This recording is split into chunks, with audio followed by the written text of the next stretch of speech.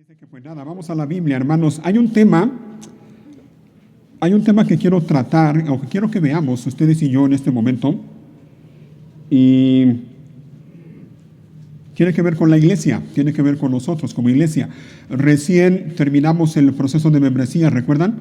Hace 2 o 3 semanas, y todavía hay ahí algunas cosas que quiero yo ver o ir viendo, y una de esas cosas, bueno, quiero que la veamos el día de hoy, ¿sale? Para quienes llevaron a cabo el proceso de membresía y después de ese proceso ahora ya son oficialmente miembros de esta iglesia, esto es principalmente para ustedes, para los que somos miembros de la iglesia. Y una de las cosas que todo miembro de una iglesia local como esta tiene que estar preguntándose o debe de preguntarse en algún momento de su vida es esto: ¿la iglesia a la que pertenezco de veras es una buena iglesia? ¿Cómo sabes tú que ya eres miembro de esta iglesia local oficialmente? ¿Cómo sabes que esta es una buena iglesia? Si alguien te pregunta, a ver, dime, ¿cómo sabes que tu iglesia es una buena iglesia? Una iglesia sana. ¿Qué le dirías? ¿Qué responderías? Bueno, en el libro de Hechos, y no vamos a estar basándonos ahí, pero quiero que vayamos nuevamente allí. Lo estuvimos viendo por muchos domingos. Hechos capítulo 2. En Hechos capítulo 2,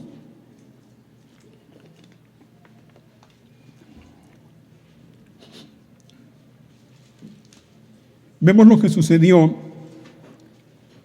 allá en Jerusalén aquel día de Pentecostés, ¿recuerdan?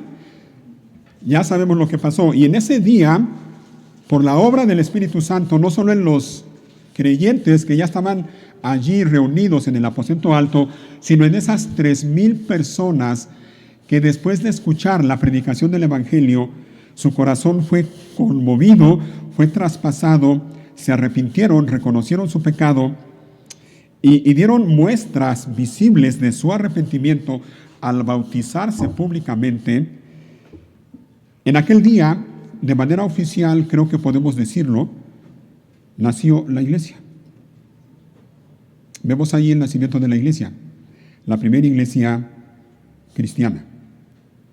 Por la obra, por el mover del Espíritu Santo, por la predicación de la palabra de Dios.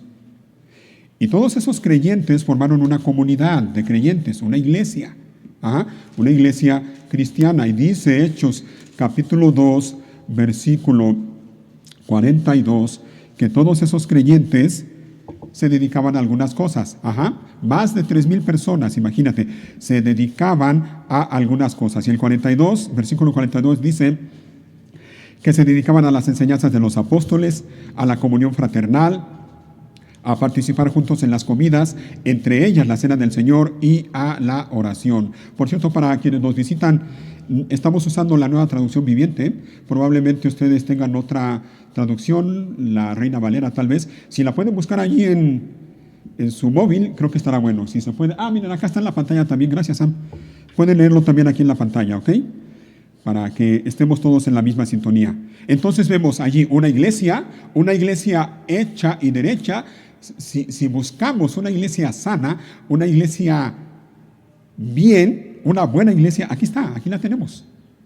Una iglesia que surgió por el poder del Espíritu Santo, por la predicación de la palabra de Dios, y cuando aquellas 3,000 personas se arrepintieron y se volvieron a Cristo Jesús, reconociéndolo como Señor y Salvador, y se bautizaron para dar testimonio de su fe en Cristo Jesús, bueno, ahí está la iglesia. Vemos la iglesia y vemos que se dedicaban a estas cosas. Ahora, entre estas cosas que leemos que se dedicaban todos esos creyentes, hay algo, por lo menos, bueno, en este pasaje vemos 2 características que son esenciales en toda verdadera iglesia. Así que, toma nota, porque si alguna vez te preguntan, o si tú te preguntas, ¿la iglesia en la que estoy es una buena iglesia? Bueno, checa si la iglesia a la que perteneces tiene estas características. Una de esas características es la predicación de la palabra de Dios. 42 dice que se dedicaban a las enseñanzas de los apóstoles. Y esto de que se dedicaban, yo puedo decir que tanto de una parte como de otra parte se dedicaban a eso. Es decir, los apóstoles se dedicaban a enseñar y predicar la palabra de Dios a la iglesia, y al mismo tiempo la iglesia se dedicaba a escuchar la enseñanza y la predicación de la palabra de Dios por medio de los apóstoles. Había predicación de la palabra de Dios, y esa es una marca, es una característica de una iglesia sana, de una buena iglesia. Una más, otra característica de una iglesia sana es que lleva a cabo las ordenanzas del Señor Jesucristo. Como iglesia, hermanos, sabemos que el Señor Jesucristo, y estamos convencidos de esto, el Señor Jesucristo ha dejado dos ordenanzas para la iglesia. ¿Saben cuáles son? El bautismo y la cena del Señor. Y vemos aquí a los creyentes allá en Jerusalén dedicados también a participar en la cena del Señor. Lo vemos en el versículo 42. Pero también vemos el bautismo, ¿no? Porque todos esos creyentes se bautizaron. Así que una iglesia sana es una iglesia que obedece y de manera regular lleva a cabo las ordenanzas de nuestro Señor Jesucristo.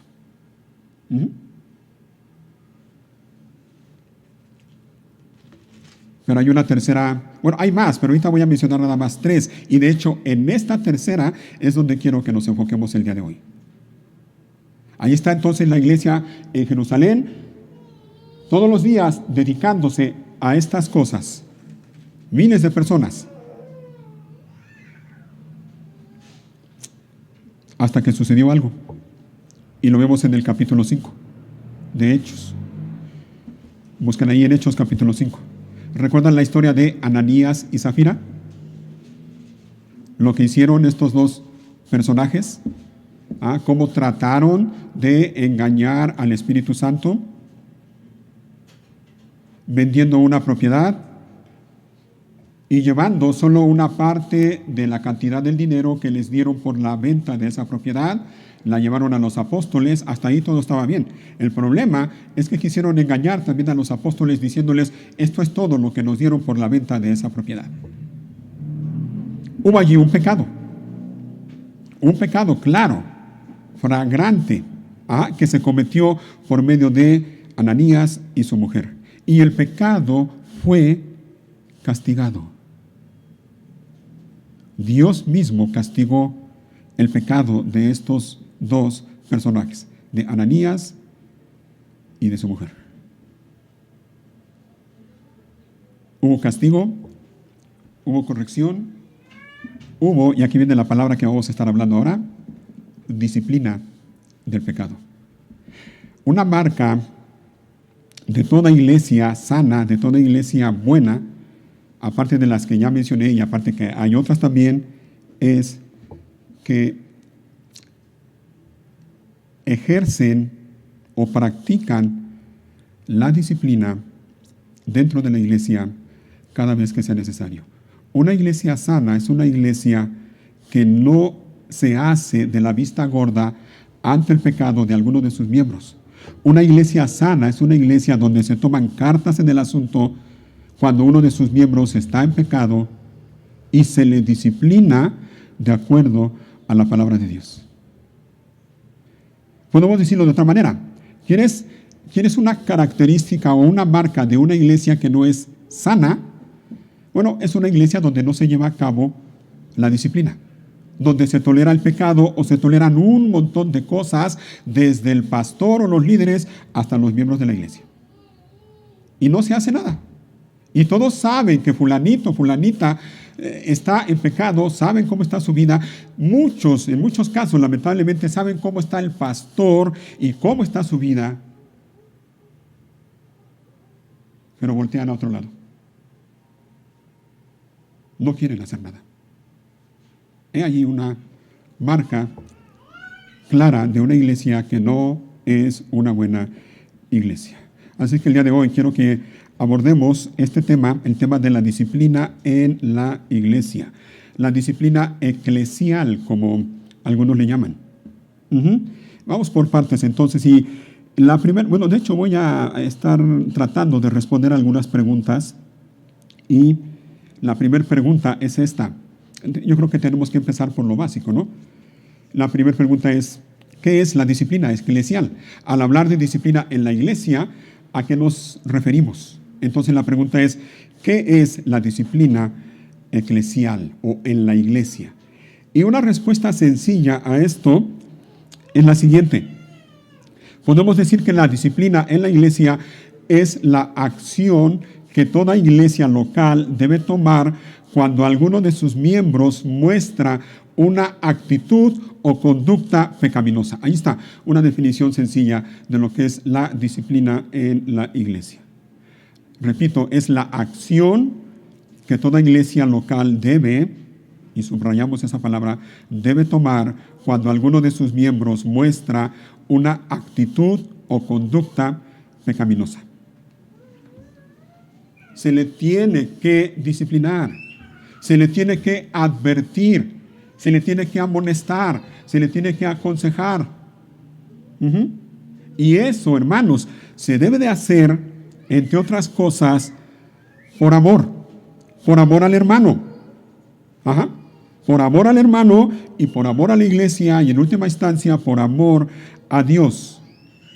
La disciplina en la iglesia, hermanos, de hecho va de la mano con el amor. La disciplina y el amor van juntos, van de la mano.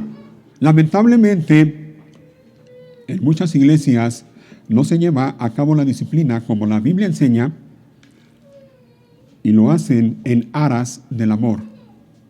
Porque dicen, ¿cómo vamos a decirle algo al hermano si lo amamos?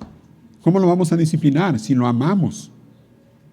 Pero en realidad, hermanos, eso no es amor. Así como no es amor cuando un padre, y todos los que estamos aquí, creo la mayoría, tenemos hijos, así como no es amor cuando un padre ve a su hijo que está en peligro y no le dice nada.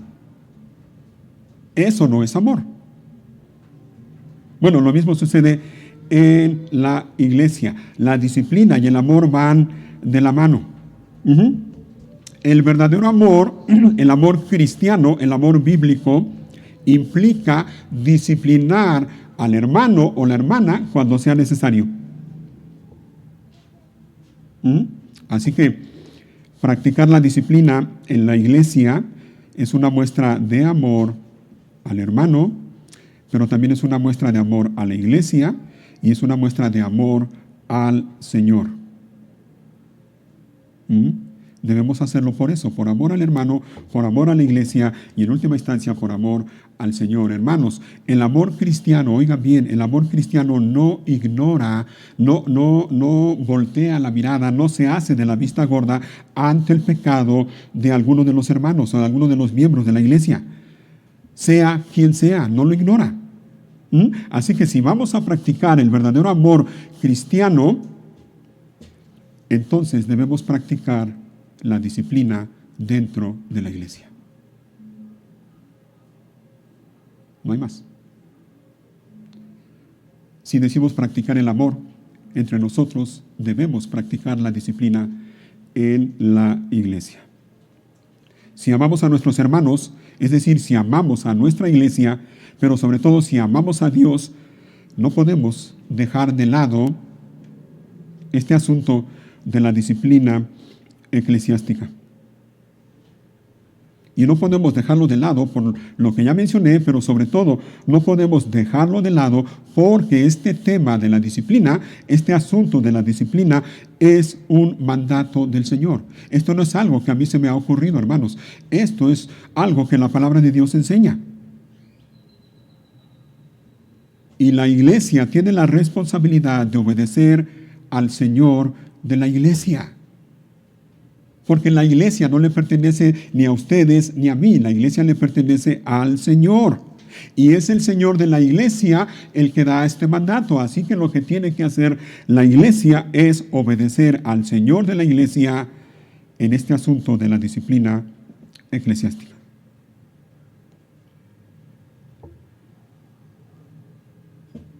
Y repito, la triste realidad es que son muchas iglesias que descuidan o minimizan o simplemente evitan practicar la disciplina. Y lo hacen, entre otras cosas, en nombre del amor. Porque dicen, es que aquí nos amamos todos, y como nos amamos todos, bueno, pues no nos metemos con nadie, porque pues cada quien su vida, ¿no? Pero eso no es amor, ya lo comentamos. Tolerar el pecado, oigan bien, tolerar el pecado o consentir el pecado o minimizar el pecado no es amor. No lo es.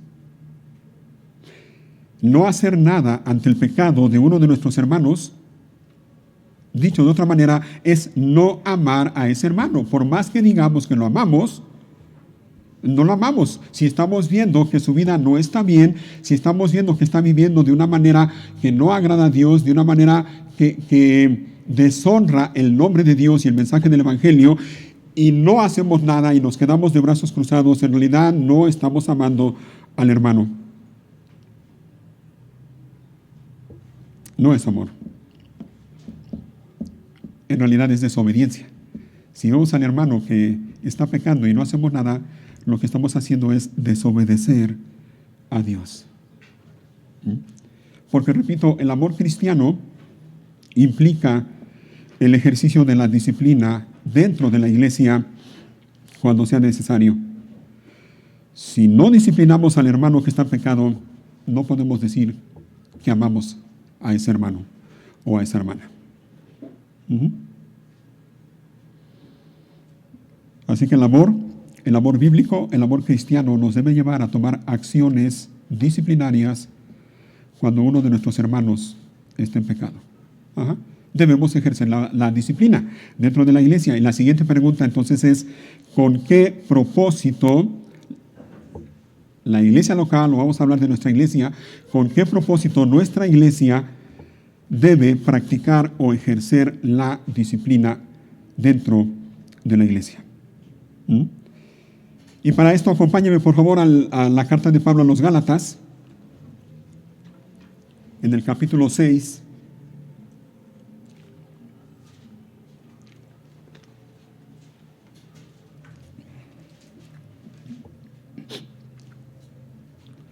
Y vamos a ir viendo algunas cosas, miren.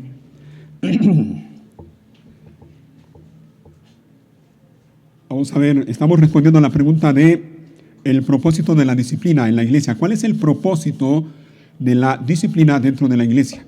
¿Qué propósito nos debe mover como iglesia a practicar la disciplina dentro de nuestra iglesia? Dice Gálatas capítulo 6, versículo 1. Gálatas 6, 1.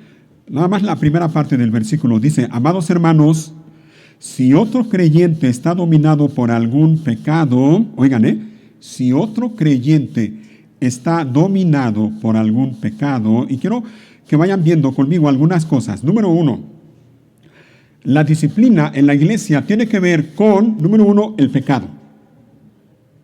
¿Sí? ¿De acuerdo? Tiene que ver con el pecado. Y tiene que ver también con otros creyentes, porque lo dice claramente, ¿no? Si otro creyente está dominado por algún pecado, ¿otro creyente de dónde? Bueno, de los mismos creyentes de tu iglesia, de tu familia en la fe. Así que la disciplina tiene que ver con el pecado, pero tiene que ver con otros creyentes también, con nuestros hermanos. Y el propósito entonces de la disciplina en la iglesia, mira, es simple y claro. ¿Qué dice enseguida? Bueno, vamos a leerlo todo junto. Dice, déjenme buscarlo porque se me perdió aquí en mi vista. Aquí está. Amados hermanos, dice, si otro creyente está dominado por algún pecado, oigan, ustedes que son espirituales deberían ayudarlo a volver al camino recto con ternura y humildad. Y tengan mucho cuidado de no caer ustedes en la misma tentación. ¿Te diste cuenta? ¿Cuál es el propósito de la disciplina dentro de la iglesia? Que tiene que ver con el pecado y tiene que ver con nuestros hermanos. El propósito es simple y es bien claro, hermanos. Es ayudar a nuestros hermanos. Por amor. es ayudar a nuestros hermanos. Y eso implica dos cosas. Es decir, ayudar a nuestros hermanos por amor implica dos cosas: prevenir y corregir. ¿Qué cosa? Prevenir el pecado y corregir el pecado. Debemos prevenir que uno de nuestros hermanos caiga en pecado o sea dominado por algún pecado, como dice el versículo que hemos leído. Y eso lo hacemos, es decir, para prevenir el pecado en alguno de nuestros hermanos, lo hacemos por medio de, puede ser por medio de consejos, por medio de amonestaciones, por medio de advertencias, por medio de exhortaciones. Debemos hacer lo necesario para prevenir que alguno de nuestros hermanos caiga en pecado o sea dominado por algún pecado. Y cuando lamentablemente alguno de nuestros hermanos esté dominado por el pecado y se haya desviado del camino correcto, entonces se le tiene que ayudar a volver al camino correcto. Se ha desviado, ha perdido el rumbo, ha perdido el camino. Y la iglesia tiene la responsabilidad de ayudar a ese hermano a volver al camino correcto. ¿Cómo? Orando por él, haciéndole ver su pecado, confrontándolo con su pecado y llamándolo al arrepentimiento. Pero se le tiene que ayudar. El propósito de la disciplina, hermanos, es ese: ayudar al hermano. Ese es el propósito, ayudarlo a que vuelva al camino correcto. Ahora, otra pregunta, y aquí viene lo interesante y lo bueno, ¿quién es responsable de hacer eso? Bien, ¿se fijaron lo que dice? Si otro creyente está dominado por algún pecado, el pastor tiene que ir, porque el pastor es el más espiritual y tiene que hablar con él. No, dice ustedes, los demás, la congregación, ustedes que son espirituales, deberían ayudarlo a volver al camino recto. Hermano, hermana, oye bien, la disciplina en la iglesia es responsabilidad de todos. No nada más es asunto o responsabilidad del pastor o de los líderes de la iglesia. Es asunto y responsabilidad de todos. Por eso se llama disciplina eclesial, porque la iglesia debe de estar involucrada allí. No es disciplina pastoral, es disciplina eclesial. La iglesia debe verse involucrada en este asunto de la disciplina. Así que es asunto de todos. Pero ¿cómo debemos hacerlo? ¿Se fijaron? Con ternura y humildad. Por eso dicen los que son más espirituales, o ustedes que son más espirituales, ayúdenlo. Y háganlo con ternura y humildad. Oye bien, hermano, hermana, oye bien. El propósito de la disciplina dentro de la iglesia no es, oye bien, no es señalar ni criticar al hermano o a la hermana, ni hacerle ver lo pecador o lo pecadora que es. Ese no es el propósito. Se tiene que hacer con ternura, se tiene que hacer con humildad, en una palabra, con amor, pero al mismo tiempo se tiene que hacer, dice al final del versículo 6, con mucho cuidado. Y tengan mucho cuidado de no caer, ustedes dicen, en la misma tentación. ¿Te fijas? Es asunto de todos, no nada más de unos cuantos, no solo del pastor, pero se requiere madurez espiritual. Y se requiere ternura, se requiere humildad y se requiere precaución, prudencia. Ten cuidado, ten cuidado. No vayas a caer tú también en la misma tentación. No vaya a ser que por querer rescatarlo o ayudarlo, tú también caigas. Hay algo que pasa, creo, si no estoy equivocado, algo que pasa lamentablemente muchas veces cuando una persona se está ahogando en una playa y otra persona va y trata de ayudarle, y lo que pasa lamentablemente es que los dos pierden la vida.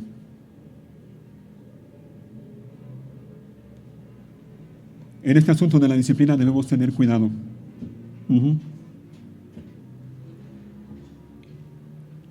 Así que el propósito de la disciplina es ese, es ayudar al hermano, es restaurar al hermano, es ganar al hermano, como lo traduce la Reina Valera. Es ir en su ayuda. Y al hacerlo, estamos demostrando que de veras lo amamos, que realmente lo amamos, que nuestro amor no es de palabra ni de lengua, sino de hecho y en verdad. Eso es amor. Esa es una evidencia clara de amor genuino, real, verdadero. Es acercarse a la persona y decir, hermano, creo que lo estás haciendo bien. Está mal lo que estás haciendo. Arrepiéntete. Eso es amor.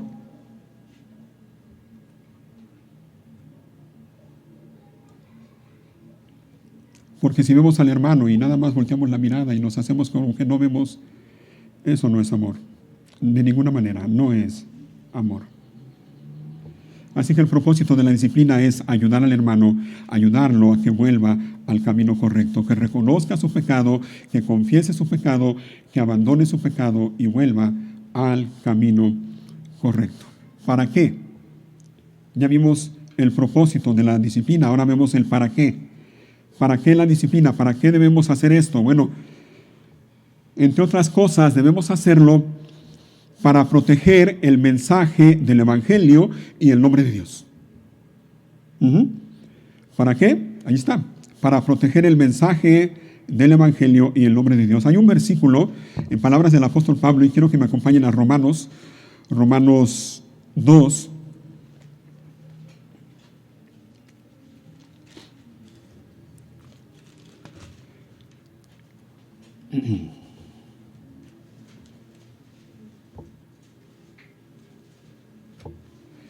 Y vamos a leer a partir del versículo 17, ¿sale? Romanos 2, 17.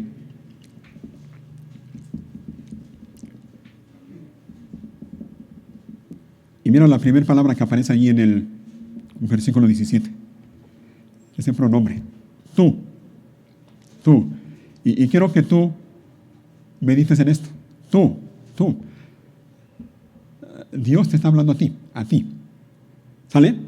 Tú que te llamas judío. Y yo creo que no hacemos mal si le cambiamos ahí la palabra judío y le ponemos la palabra cristiano. Así que tú que te llamas cristiano, confías en la ley de Dios y te jactas, te jactas de tu relación especial con Dios o con Él. Tú sabes lo que a Él le agrada. Sabes bien qué es lo correcto, porque se te ha enseñado su ley. Estás convencido de que eres guía para los ciegos y luz para los que andan perdidos en la oscuridad. Piensas que puedes instruir al ignorante y enseñar a los niños los caminos de Dios, pues estás seguro de que la ley de Dios te da pleno conocimiento y toda la verdad. Ahora bien, si tú enseñas a otros, ¿por qué no te enseñas a ti mismo? Predicas a otros que no se debe robar, pero tú robas. Dices que está mal cometer adulterio, pero tú cometes adulterio. Condenas la idolatría, pero tú usas objetos robados de los templos paganos. Te sientes muy orgulloso de la ley, pero deshonras a Dios al quebrantarla. Oye bien, hermano, te sientes muy orgulloso de conocer la ley, pero deshonras a Dios al quebrantarla. Y miren el 24, ahí está donde quería llegar. No es extraño que las Escrituras digan, los gentiles blasfeman el nombre de Dios por causa de, ¿quiénes? De ustedes. Ustedes que se llaman cristianos, ustedes que se jactan de tener una buena relación con Dios, ustedes que se jactan de conocer la Biblia, ustedes que se jactan de que están en una buena iglesia.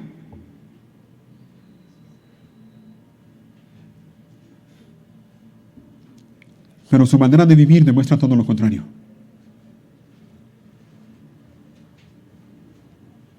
El nombre de Dios, dice, y aquí Pablo cita al profeta Isaías, el nombre de Dios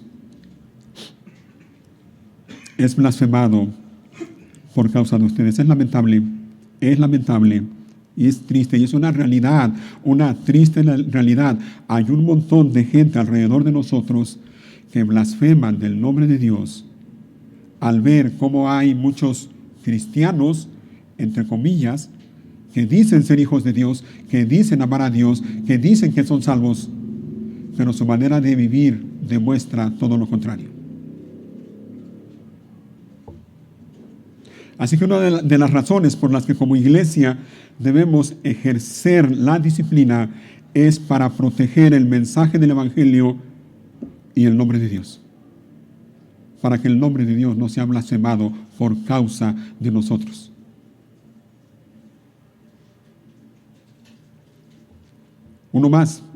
Una razón más, para preservar el testimonio, la santidad y la unidad en nuestra iglesia.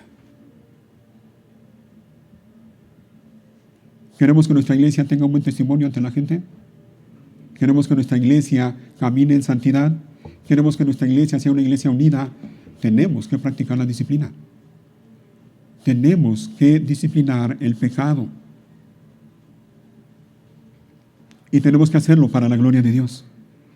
Al final es esto, para la gloria de Dios, hermanos. Miren, una iglesia que no practica la disciplina no puede glorificar a Dios, no puede. Una iglesia que tolera el pecado no puede ni agradar a Dios ni glorificar a Dios. Así que si queremos glorificar a Dios y honrar el nombre de Dios, tenemos que practicar la disciplina en nuestra iglesia. Y una razón más, una última, es para evitar la disciplina o el castigo de Dios, oigan, el castigo de Dios por causa del pecado. Óyelo bien, hermano, hermana. Si la iglesia no te disciplina, Dios sí lo hará. Si eres hijo de Dios, Dios te va a disciplinar. Y como ejemplo, ya lo vimos en Hechos, tenemos el ejemplo de un matrimonio. Un hombre llamado Ananías y su mujer, Safira. Si la iglesia no te disciplina, Dios lo hará. Y lo hará por amor.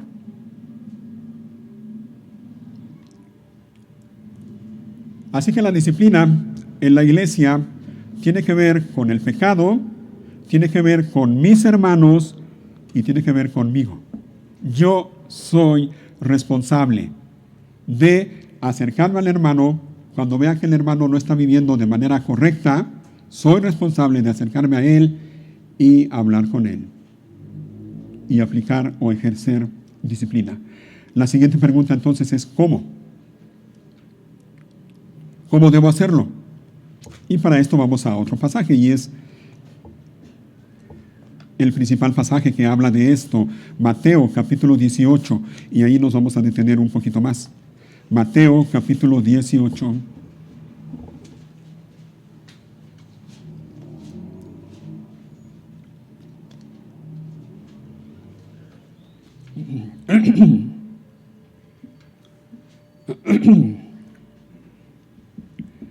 Mateo 18.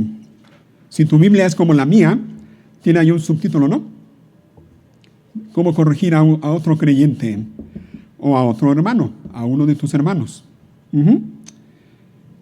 Y mira, mi hermano, vamos a ver algunas cosas. Vamos a ver estos versículos un poquito de manera detenida, en detalle. Pero yo le ruego a Dios que después de que veamos esto, cada uno de nosotros estemos en la disposición de hacer lo que Dios dice aquí en este pasaje. Creo que John MacArthur es el que dice que este pasaje es uno de los pasajes más claros de la Biblia o del Nuevo Testamento, pero es uno de los que más se deja de lado. Es bien claro lo que dice aquí, bien claro. Y muchos simplemente lo ignoran. Dice el Señor Jesús, estas son palabras del Señor Jesús. Y por cierto, esto que vamos a leer está en modo imperativo. ¿Sabes lo que eso significa, no? Esto es un mandamiento. No es una sugerencia. Esto que vamos a ver es un mandato para ti y para mí. Y es un mandato directamente del Señor Jesús. Versículo 15. Si un creyente peca contra ti, ¿te fijas? La disciplina tiene que ver con ¿qué? Con el pecado, con otros creyentes y conmigo. Ahí está. Si un creyente, o sea, un hermano tuyo, un hermano en la fe, tu hermano que está ahí al lado tuyo. Si un creyente peca contra ti, y ya desde aquí podemos ir mencionando algunas cosas. Mira, óyelo bien. Siempre, ya lo sabemos, ¿no? Ninguna iglesia es perfecta. Ninguna. Y esta iglesia no lo es. Y no lo es por la sencilla razón de que los que estamos en la iglesia somos imperfectos. Así que ninguna iglesia es perfecta. Por lo tanto, oye bien, siempre va a haber alguien en la iglesia que peque contra ti. Siempre. De una o de otra manera. ¿Y sabes lo que eso implica? Eso implica que tú también, en alguna ocasión, vas a pecar en contra de alguien. De una o de otra manera. Si un creyente peca contra ti, dice el Señor Jesús, ¿qué hacer cuando eso suceda? ¿Qué hacer cuando eso pase? Y va a pasar. Va a pasar.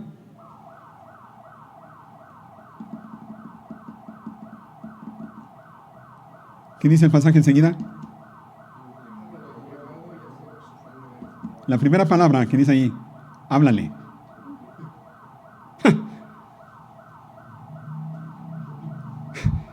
¿Qué hacemos muchas veces cuando alguien peca contra nosotros? Exactamente lo contrario. Le dejamos de hablar. Le aplicamos la ley del hielo. Me ofendió. Me ofendió grandemente, ¿no? Oye, hermano, ¿y cuál fue la ofensa? No, pues no me saludó el domingo. Ya no le voy a hablar. ¿Qué dice el Señor Jesús? Háblale. Esto es tan obvio que muchas veces lo pasamos por alto, no solo en la iglesia, sino en todas las relaciones, en la relación matrimonial. ¿Cuántas veces el esposo, queriendo o no queriendo, ofende o peca contra su esposa? O viceversa, la esposa peca contra el esposo. Y no se hablan en semanas o hasta en meses.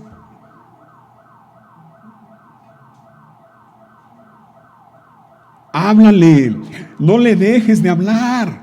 Si tu hermano peca contra ti, háblale. No le dejes de hablar. Y eso implica, ¿sabes qué cosa? Eso implica que tienes que ir con él.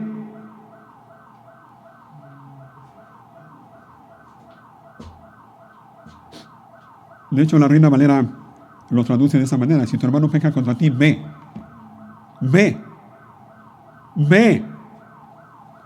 Tú eres el ofendido, tú eres el agraviado, pero óyelo bien, es tu responsabilidad tomar la iniciativa, dar el primer paso para ir y aclarar el asunto o solucionar el asunto. Es tu responsabilidad. No le dejes de hablar, háblale y ve con él, háblale. No esperes a que él venga, porque eso es algo que hacemos, ¿no? Él me ofendió, que venga y me pida perdón. ¿Por qué voy a ir yo?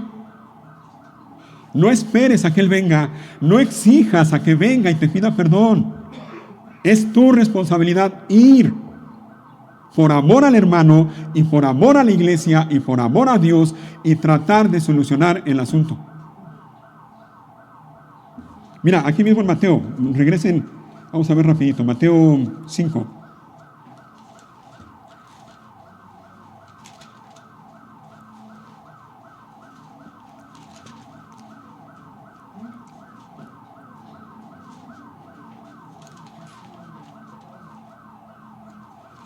Y por cuestión de tiempo vamos a leer desde el 23, versículo 23 y 24.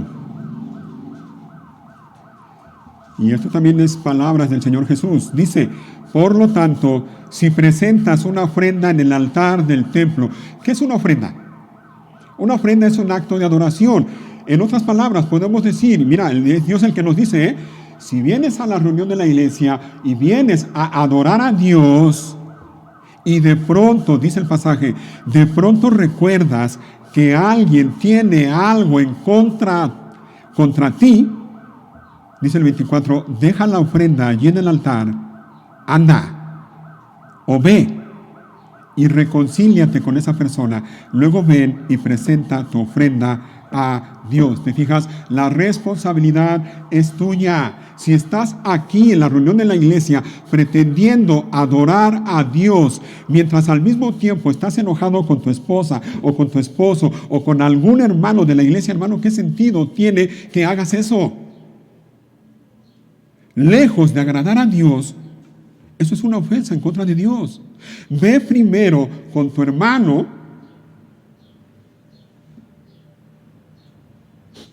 y reconcíliate con él. Busca la reconciliación.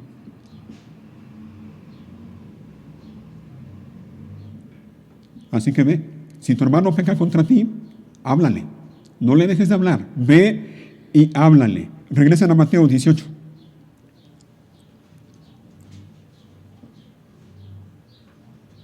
Háblale, dice el Señor Jesús. En otras palabras, ve con tu hermano y habla con él.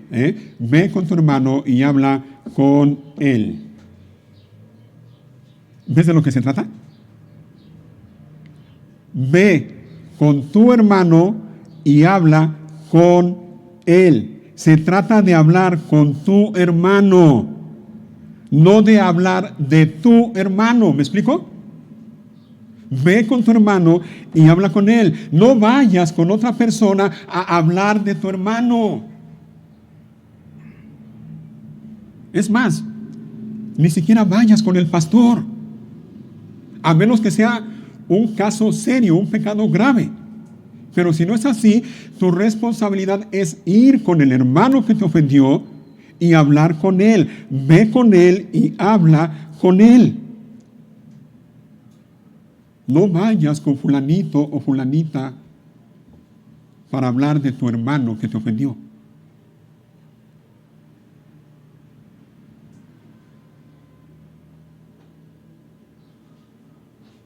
Porque eso no ayuda en nada a solucionar el asunto, y eso también es una ofensa en contra de Dios.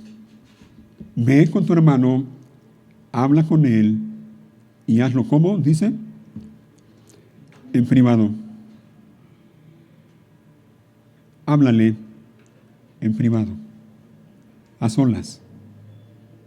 ¿Lo ves? Trata el asunto de manera privada. No lo andes publicando, no lo andes diciendo. Trata el asunto de manera privada.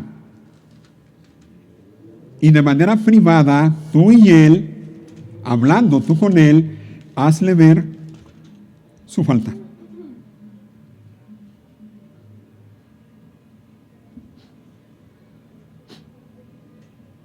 Repréndelo, como dice la Reina Valera. Y eso significa tal cual como lo traduce la Nueva Traducción Viviente. Hazle ver su falta. Ve con él, habla con él y hazle ver su falta. ¿Te fijas? ¿Ves cómo es claro lo que dice el Señor Jesús aquí? Y lamentablemente muchas veces hacemos todo lo contrario. Ahora mira, brevemente, antes de que vayas a ir con tu hermano que pecó contra ti, asegúrate, y esto te lo ruego de manera especial, asegúrate de que el asunto no es un malentendido. Porque en mi experiencia he visto que muchas veces es solo eso, un malentendido. Nada más. Asegúrate de que las cosas son como tú crees que son y no son de manera diferente. Pero para eso tienes que orar y tienes que meditar y luego tienes que ir a hablar. Pero eso es lo primero que tienes que hacer. ¿Ah? Más de una vez, yo creo que son varias veces, a lo largo de los años que he estado pastoreando, le he dicho, mira, una de las primeras cosas que le digo a una persona que me viene a mí a decir algo de otro hermano que pecó contra él o contra ella, una de las primeras cosas que le digo es, ¿ya hablaste con él? ¿Ya hablaste con ella? Y ¿sabes qué? Muchas veces me dicen no. Y cuando me dicen no, entonces le digo, ¿y cómo sabes que lo que tú crees que fue es así? ¿Y sabes cómo reaccionan? Ay, ¿cómo no, pastor? Si luego se ve. Si nada más véale la cara. No se toman el tiempo ni de hablar ni de investigar y sacan conclusiones o deducciones que muchas veces son equivocadas. Así que en primer lugar, asegúrate de que no es un malentendido de tu parte. Asegúrate de que las cosas no son como tú crees que son. En segundo lugar, y no por estar en segundo lugar es menos importante, ora por este asunto. Tienes que orar. Este asunto de la disciplina tiene que llevarse a cabo con oración. Ora por el asunto. No vayas con el hermano sin haber orado antes. Ora por tu hermano y sobre todo, oye bien, ora por ti. Ora por tu hermano y ora por ti. Porque si eres honesto o honesta, tú vas a decir, yo me conozco. Ora por ti. Y dile a Dios, Señor, voy a hablar con el hermano, pero oh Señor, ayúdame, dame sabiduría, dame prudencia, dame humildad. Guarda mis labios, como dice el salmista, para no pecar contra ti con mi boca. Ora, tienes que orar. En tercer lugar, evita la murmuración, y eso creo que ya lo comentamos. Evita ir a hablar, no con el hermano, sino con fulanito o fulanita, y estar murmurando del hermano que te ofendió o pecó contra ti. Evita la murmuración y evita el chisme en contra de tu hermano. Recuerda, es tu hermano. Y cuando ya estés con él, después de haberte asegurado de que no es un malentendido, después de haber orado por el asunto y por el hermano y por ti, cuando ya estés con él, habla como lo leímos en Gálatas. Habla con humildad, habla con amor, habla con gracia. Que tus palabras sean con gracia. No vayas con el hermano con la actitud que muchas veces toman muchas personas. No, pero me va a oír. Y se va a enterar quién soy yo. No vayas así.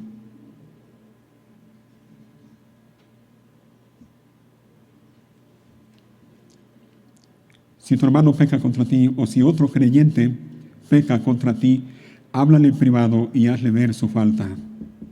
Versículo 15, segunda parte. Si te escucha y confiesa el pecado, has recuperado a esa persona. ¿Te fijas? Ahí está el propósito. Allí está el propósito de la disciplina. Es ganar al hermano, es recuperar al hermano. Ese es el propósito. Ayudar al hermano a que reconozca su pecado, que lo confiese y se arrepienta. Ese es el propósito. El propósito no es probar que tú tienes la razón. Ese no es el propósito. El propósito no es humillar al hermano y pedirle que te pida perdón de rodillas. Ese no es el propósito. El propósito es que se arrepienta y que la relación entre tú y él sea restaurada y la unidad de la iglesia sea preservada. Ese es el propósito, ayudarlo, restaurarlo, rescatarlo. Pero, versículo 16, pero si no te hace caso, toma a uno o dos más contigo y vuelve a hablarle. ¿Te fijas? No tienes que dejar de hablarle. Vuelve a hablarle para que los 2 o 3 testigos puedan confirmar todo lo que digas. Ahora mira, ya en este punto, el asunto deja de ser privado. Si fuiste a hablar con él en privado, y no te escuchó, es decir, no te hizo caso, entonces el siguiente paso es lo que dice el Señor Jesús. Toma a 1 o 2 más contigo y vuelve a hablarle. Lleva testigos.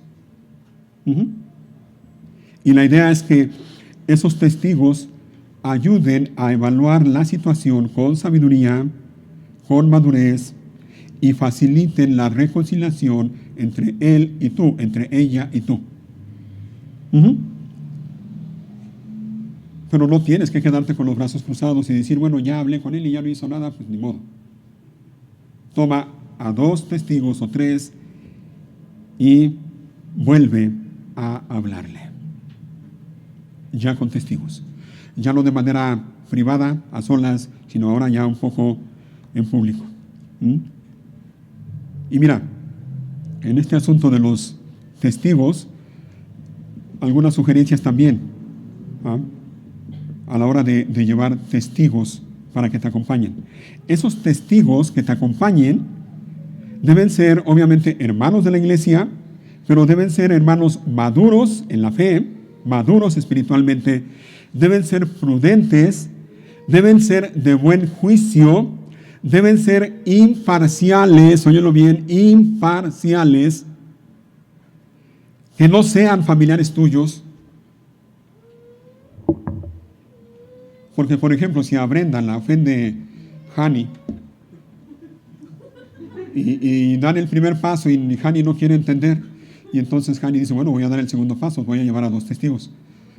Pero Brenda dice, voy a llevar a mi papá y a mi mamá. ¿De qué lado crees que se van a poner ellos?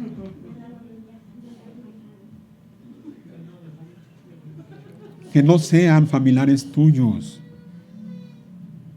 que sean confiables, que evalúen la situación con sabiduría y madurez.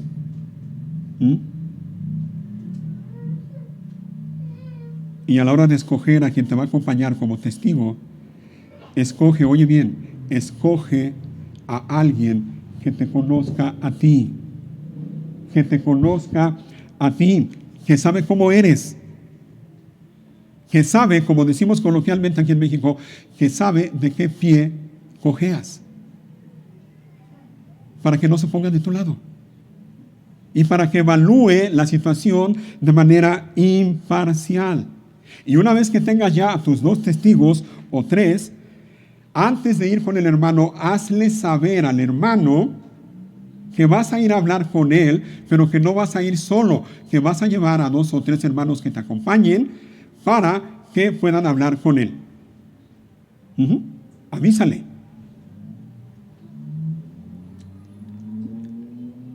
Y algo más con respecto a los testigos, no intentes, no trates de influenciar ni manipular a los testigos. No les diga, bueno, miren, quiero que me acompañen a hablar con el hermano, pero déjenme ponerles en contexto, y se los digo nomás para que oren por él. No trates de influenciar ni manipular a los testigos. Deja que Dios obre. Así que dice 16, si no te hace caso, toma 1 o 2 más contigo y vuelve a hablarle para que los 2 o 3 testigos puedan confirmar todo lo que digas. 17. Si aún así la persona se niega a escuchar, lleva el caso ante la iglesia. En este punto ya el asunto es completamente público. Ya no tiene nada de privado. Público. Entonces toda la iglesia se involucra oficialmente en el asunto y con amor, con gracia y con humildad toda la iglesia busca la restauración del hermano. Es eso, es buscar la restauración del hermano, es animar al hermano a que reconozca su pecado, se arrepienta y restaurarlo. Ahora, ¿cuál iglesia? Porque dice el Señor Jesús, dilo a la iglesia. ¿Cuál iglesia? Bueno, la iglesia a la que pertenece ese hermano, o la iglesia a la que perteneces tú y el otro hermano que pecó contra ti. La iglesia de la cual tú eres miembro y ese otro hermano que pecó contra ti también es miembro. Dilo a la iglesia, a tus hermanos. ¿Cuáles hermanos? ¿Los que vienen a la reunión de la iglesia cada domingo? ¿Todos? No. ¿Sabes cuáles? Los que son oficialmente miembros de la iglesia. La iglesia. Lleva el asunto a la iglesia. Y otra vez, hermanos, miren, el propósito no es ni señalar, ni criticar, ni atacar, ni humillar al hermano públicamente. No, de ninguna manera, ese no es el propósito. El propósito es hacerle ver su pecado y llamarlo al arrepentimiento. El propósito es que reconozca su pecado, que lo confiese, que se arrepienta y se aparte de ese pecado. Ese es el propósito. El propósito es restaurarlo. El propósito es ayudarlo por amor. Y por el bien de él, por el bien de la persona ofendida y por el bien de la iglesia. Ese es el propósito.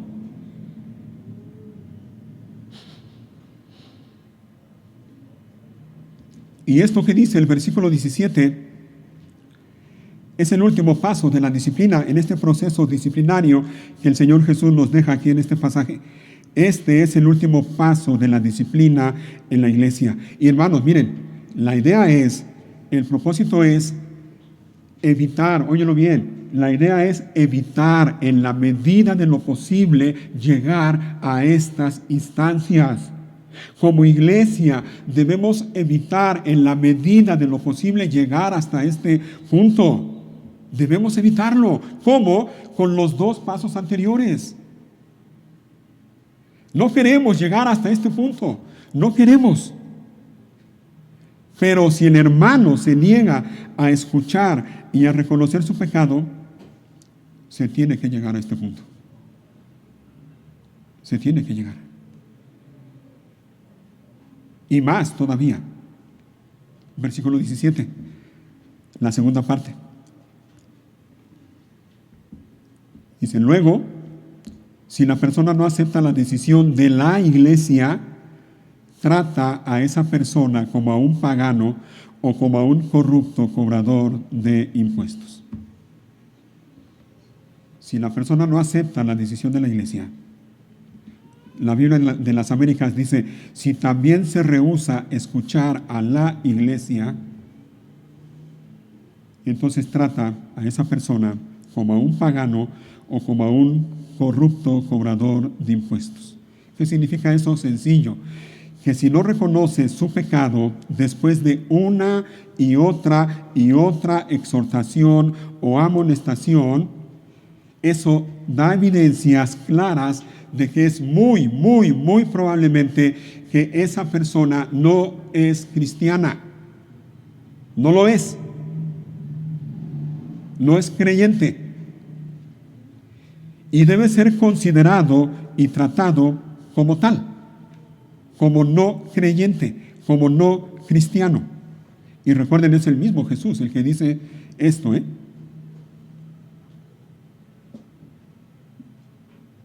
Hermanos, miren, un verdadero creyente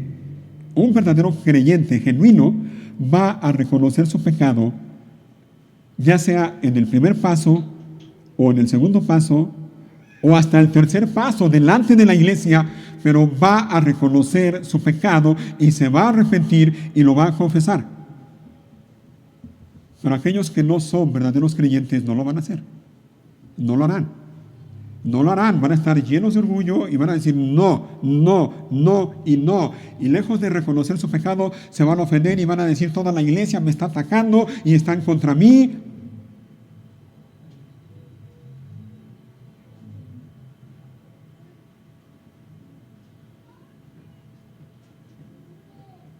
Y llegamos al versículo 18.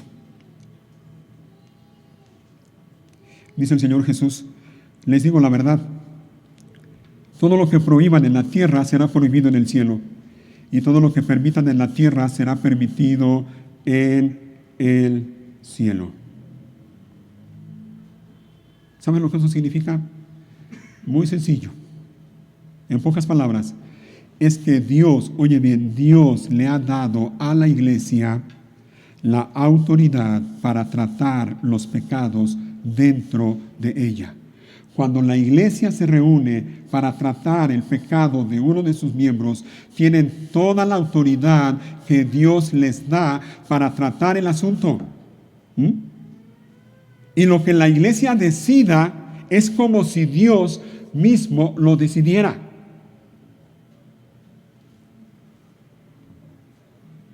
Por eso es que dice el Señor Jesús, todo lo que prohíban aquí en la tierra será prohibido en el cielo.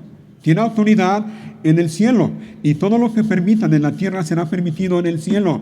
No, estas palabras no tienen que ver con que tú tienes poder para atar y desatar, no sé qué, tantas cosas. No. Esto está en el contexto de la disciplina de la iglesia, y cuando la iglesia está reunida para disciplinar el pecado de un hermano, tiene toda la autoridad de parte de Dios.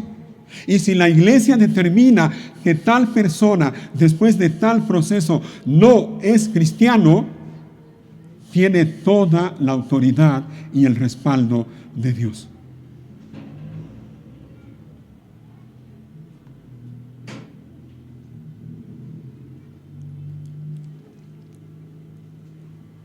¿Cuándo se da por terminado un proceso de disciplina? Bueno, si es en el primer paso y la persona se arrepiente, amén, qué bueno. O si es en el segundo paso, también. O si es en el tercer paso, qué bueno. Pero el punto es ese, que ayudar al hermano a que reconozca su pecado y se arrepienta. Así que el proceso de disciplina termina cuando en la persona haya muestras claras de verdadero arrepentimiento. Allí termina el proceso de disciplina. O, lamentablemente, y esto pasa también muy frecuentemente, termina, ¿saben cuándo? Cuando la persona se enoja porque cree que lo están atacando y se va de la iglesia. Y esto pasa muy frecuentemente. Personas que se van, salen enojados de la iglesia, diciendo, en esta iglesia no hay amor. Todos me están atacando. Y no están dispuestos a someterse a la disciplina de la iglesia. Y prefieren irse. Se van. Se van a otra iglesia. O se van porque no están dispuestos a reconocer su pecado ni a abandonarlo y quieren seguir viviendo o practicando su pecado. Y se van muchas veces a un lugar en donde no les diga nada. Donde los reciban con los brazos abiertos y le digan, bienvenido mi hermano. Dices que eres cristiano, amén, vente, tú eres de los nuestros. Aunque estés en adulterio, aunque estés practicando no sé qué pecado severo, pero eres bienvenido. No debe ser así. Y repito, eso pasa lamentablemente.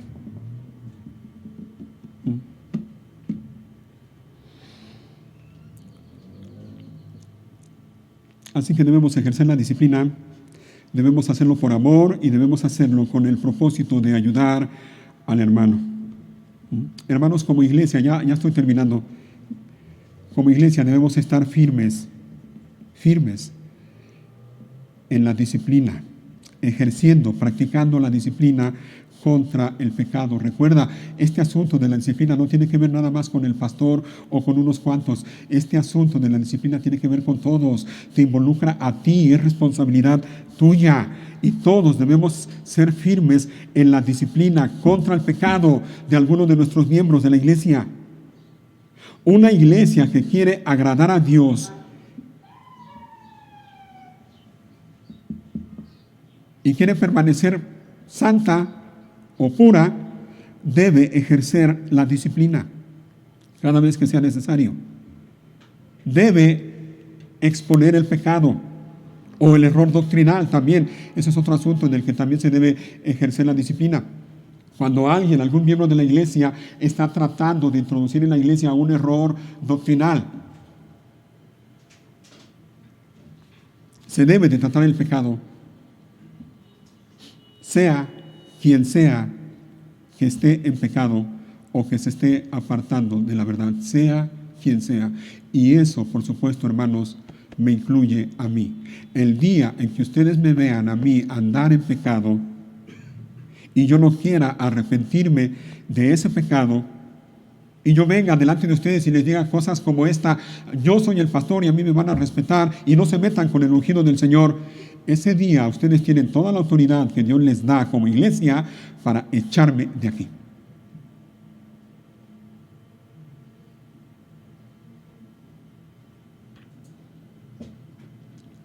Así que como iglesia, y hablando de nuestra iglesia local, iglesia cristiana bautista, Cristo viene, como iglesia, tanto su servidor como los líderes de la iglesia, esperamos de los miembros de nuestra iglesia que vivan de una manera que demuestre que realmente son lo que dicen ser.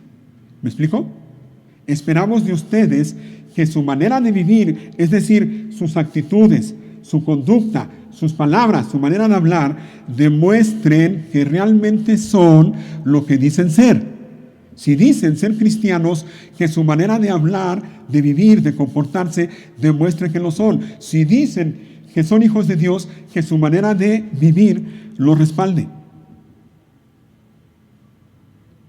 Si la manera de vivir de alguno de nuestros miembros no es congruente con lo que dice ser, entonces todos somos responsables, por amor al hermano, de hacerle ver su pecado y llamarlo al arrepentimiento por su propio bien, por el bien de la iglesia y para la gloria de Dios.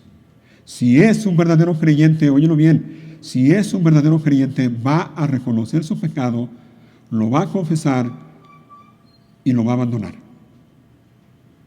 Y si no, vamos a llegar hasta la última instancia y vamos a tener que decirle: fulanito, fulanita. Nadie se llama fulanito, ¿verdad? No, para no se sientan incómodos. Vamos a tener que decirle: fulanito, tu conducta da muestras claras de que tú no eres cristiano. No puedes ser miembro de la iglesia.